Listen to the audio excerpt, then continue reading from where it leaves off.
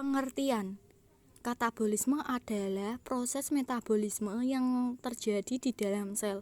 Proses ini berfungsi untuk menguraikan molekul kompleks menjadi molekul yang lebih sederhana. Selama proses katabolisme, nutrisi dan zat-zat lainnya dipecahkan menjadi energi yang dapat digunakan oleh sel untuk menjalankan berbagai fungsi kehidupan, seperti pertumbuhan, perbaikan, dan pemeliharaan sel. Hasil dari katabolisme ini berupa energi kimia seperti ATP, adenosin trifosfat, yang merupakan mata uang energi dalam sel. Selain itu, katabolisme juga dapat menghasilkan senyawa-senyawa sederhana seperti asam amino, glukosa, dan asam lemak yang nantinya dapat digunakan untuk membentuk molekul-molekul yang lebih kompleks melalui proses anabolisme. Fungsi 1. Menghasilkan energi. Salah satu fungsi utama katabolisme adalah menghasilkan energi yang dibutuhkan oleh sel dan organisme untuk menjalankan berbagai proses kehidupan. 2. Menghasilkan energi. Salah satu fungsi utama katabolisme adalah menghasilkan energi yang dibutuhkan oleh sel dan organisme untuk menjalankan berbagai proses kehidupan. 3. Menjaga keseimbangan tubuh.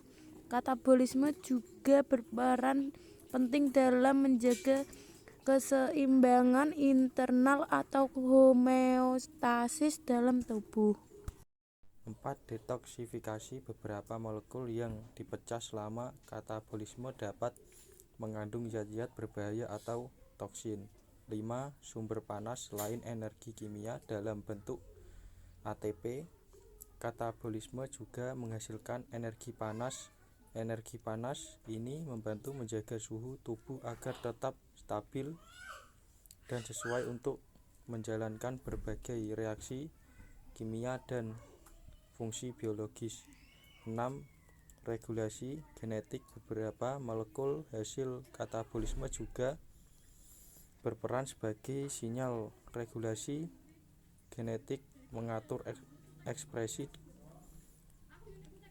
dalam sel ini mempengaruhi sebagai proses biologis termasuk pertumbuhan, perkembangan, dan respon terhadap lingkungan. Jenis-jenis 1. Katabolisme karbohidrat. Katabolisme karbohidrat adalah proses metabolisme selular yang berfokus pada pemecahan molekul-molekul karbohidrat menjadi molekul-molekul yang lebih sederhana, seperti glukosa. 1. Glikolisis. Glikolisis adalah tahap awal katabolisme karbohidrat di mana glukosa yang merupakan sumber utama karbohidrat dipecah menjadi dua molekul pirufat. 2.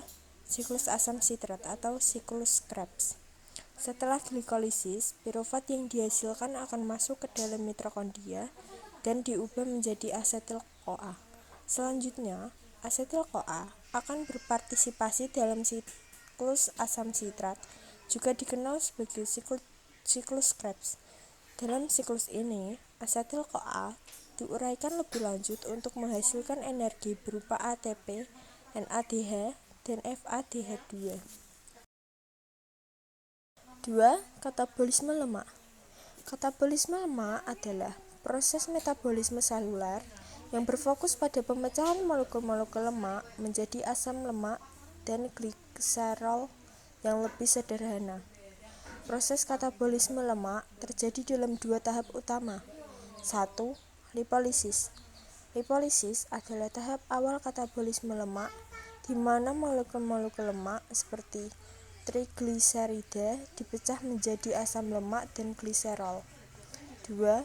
Oksidasi asam lemak.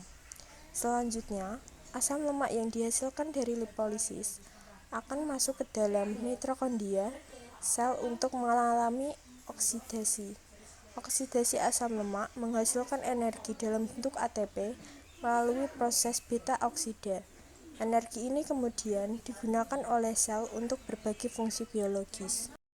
Katabolisme protein. Katabolisme protein adalah proses metabolisme seluler yang berfokus pada pemecahan molekul-molekul protein menjadi asam amino yang lebih sederhana.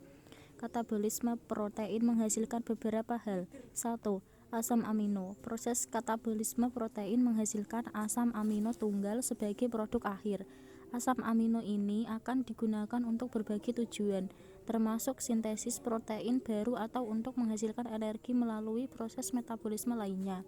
2. Energi. Sebagian besar asam amino yang dihasilkan dari katabolisme protein akan masuk ke jalur metabolisme, seperti glikolisis dan siklus asam sitrat untuk menghasilkan energi dalam bentuk ATP.